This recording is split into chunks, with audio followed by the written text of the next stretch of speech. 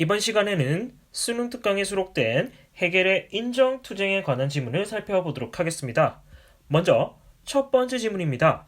인간은 기본적으로 자유로운 존재이며 인격을 지닌 존재이다. 그러나 인격이 보편적으로 인정되고 인격과 관련하여 자유가 누구에게나 평등하게 인정된 것은 근대에 이르러서이다.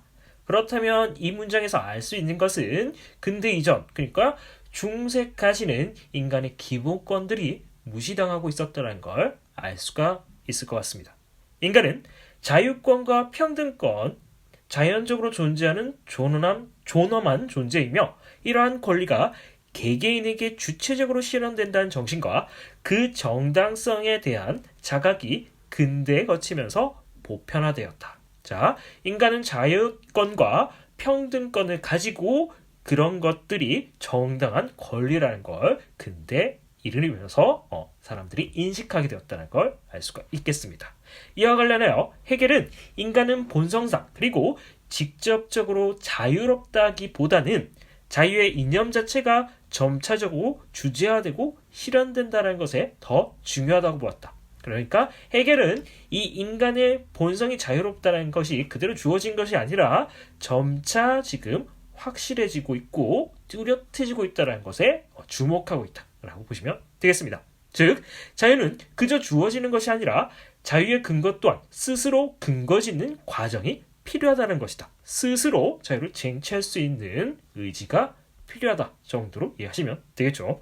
그래서 인간은 인격을 회복하기 위해 싸움을 하고 타인에게서 자유와 주체성을 인정받고자 투쟁을 벌이는데 이를 인정투쟁이라고 하고 인정투쟁은 자유 실현의 초석이 된다라고 보았다. 그래서 첫 번째 문단에서는 근대 이전의 인간에 대한 개념과 근대 이후의 인간에 대한 개념이 달라졌고 이 근대 이후부터는 인격이라는 것이 이제 인정되기 시작했고 해겔은 이러한 인간의 인격을 얻기 위해서는 인정투쟁이라는 것이 필요하다라고 얘기를 하고 있었습니다.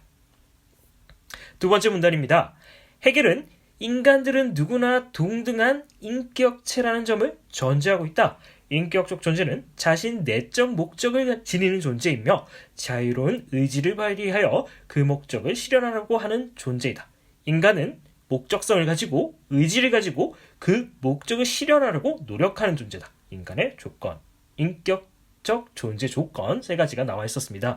자유로운 의지를 발현하는 것은 곧 자유를 실현하는 행위이며 자유를 완전하게 실현하는 인간은 자기의식적 존재이다. 자기를 의식할 수 있는 존재이다. 인간은 서로 자기의식적인 존재임을 자각하고 그것을 통해서 자유를 실현하려고 할 때 자신뿐만 아니라 상대방도 인정하는 상호 인정의 상태에 도달하게 된다. 자, 기본적으로 자기의식이 전제가 된다면 이러한 자기의식을 통해서 상대방도 인정하는 상호 인정 상태까지 도달할 수 있다라고 보고 있는 거죠. 그러나 자신의 자유가 박탈당하거나 타인의 자유를 박탈하는 일은 언제든 일어날 수 있기 때문에 자신의 정체성을 상호 주관적으로 인정받으려고 하는 개인들의 요구는 처음부터 사회적 삶의 긴장으로 자리 잡는다. 자, 이 문장에서는 자유를 언제든지 박탈할 수 있고 그런 것들을 자유를 인정받으려고 하는 갈등 속에서 사회적 긴장이 발생할 수 있다. 한 개인의 삶은 자신을 둘러싸고 있는 타인들과 공동체를 유지하는 기본적인 질서, 법 그리고 제도 등 다양한 형태의 사회적 조건에 영향을 받는다. 개인의 삶은 사회적 조건에 영향을 받는다. 개인은 사회와 동떨어져 있을 수 없다라 정도로 이해하시면 되겠죠. 사회적 조건은 고정 불변성을 지니는 것처럼 보이지만 자신의 투쟁을 위해 그리고 타인과의 합의를 통해서 변경되거나 새롭게 형성될 수 있다. 사회적 조건은 자신의 투쟁이나 타인과의 합의를 통해서 변경될 수 있다라고 봤습니다. 따라서 인정투쟁은 타인과의 관계 속에서 타인에 대한 부정을 통해서도 발생하지만 제도화된 사회 틀을 넘어 단계적으로 반복되면서 상호 인정을 통해서 자유를 실현하게 된다. 인정투쟁이라는 건 타인과의 관계 속에서도 발생할 수 있지만 사회적 틀을 넘어서도 자유를 얻을 수가 있다. 인정투쟁을 할 수가 있다라고 얘기하고 있는 게 이 문단이었습니다. 3문단 내용 살펴보겠습니다. 해겔은 타인에게 자율성을 지닌 인간으로 인정받으려는 투쟁이 개인의 자유를 보장하기 위한 제도를 실천적, 정치적으로 관철, 이제 설득시키려는 사회 내적 동력이 된다고 보았다. 즉, 인정투쟁은 지배와 종속, 불평등한 기존 사회에서 사회적 인정관계 속에 장애나 손상 때문에 일어난다고 해석했다. 자, 인정투쟁이 일어나는 이유는 불평등 속에서 그리고 그런 인정관계, 장애나 손상들 때문에 일어난다라고 얘기했습니다.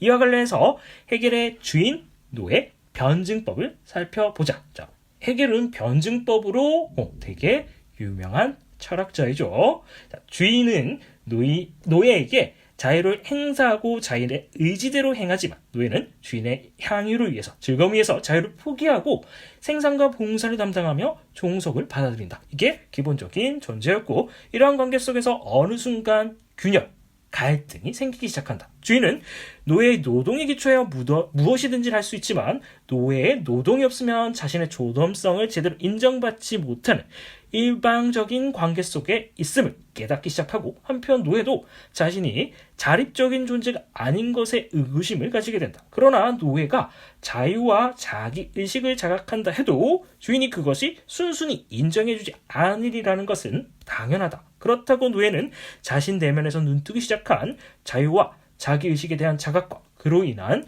인격적 요구를 버릴 수 없다. 이제 인식이 된 자기의식을 한 상태이기 때문에 기존의 상태로 돌아갈 수가 없다는 것이겠죠. 노예는 갈등과 모순을 겪으며 자유와 자기의식을 실현하고자 투쟁을 한다. 갈등과 모순은 노예의 의식을 고양시키고 불러일으키고 높이고 노예 내면의 주인과 노예의식 대립을 재현한다. 해겔은 자기의식이 고양이 여러 단계에 걸쳐서 이루어지고 한 번에 일어나는 것이 아니라 반복적인 단계를 통해서 이루어지고, 그 단계는 주인의 권리의식과 노예의 권리의식이 구체적으로 실현되는 과정으로 보았다. 이러한 투쟁행위는 자신의 정체성을 인정받으려는 노력으로서 서로의 주체성을 호혜적으로 되게 부드럽게 인정하는 상호 주관적인 세계로 나아가도록 하는 공농장을 통해서 제도화된다. 그래서 서로가 서로의 주체성을 인정하는 과정 속에서 토론을 통해서 그것이 제도화, 사회 제도적으로 이루어질 수 있다라고 보았습니다. 인정투쟁의 끝은 주인, 노예 관계의 역전이 아니라 뒤바뀌는 것이 아니라 어디에도 노예가 없는 상태, 즉 모두가 주인이 되는 상태이다. 어느 누가 누구에게 종속되는 상태가 아니라 서로가 평등한 상태에 놓이는 것이 인정투쟁의 끝이라고 해겔은 보고 있는 거죠. 서로가 서로를 주인으로 인정하는 상호 인정이 인정투쟁의 끝이다. 해겔은 이를 특수성과 보편성의 대립, 통일의 과정으로 논증해 나왔다. 이게 이제 변증법이다 라고 보시면 되겠죠. 특수성과 보편성은 서로 정반대에 있는 특징이라고 보시면 되겠습니다. 특수성은 개별적인 성질이고 보편성은 일반적인 성질이고, 그것을 그 중간 항을 찾아가는 것이 변증법이니까요. 자, 인정투쟁의 변증법은 서로 자유로운 존재로 상호 인정하고 타자 속에서 타인에게서 자신에 대한 암과 발전을 절대적으로 이루는 보편적 자기의식에 도달할 때까지 지속된다. 변증법은 상호 인정을 통해서 보편적인 자기의식에 도달할 때까지 지속된다. 상호 인정의 실현은 투쟁하는 대립자 중 하나의 개별성과 특수성을 부각시키는 것은 아니고 서로가 타인을 통해서 자신의 암과 자유와 자기의식을 확장시켜 나가는 것이다.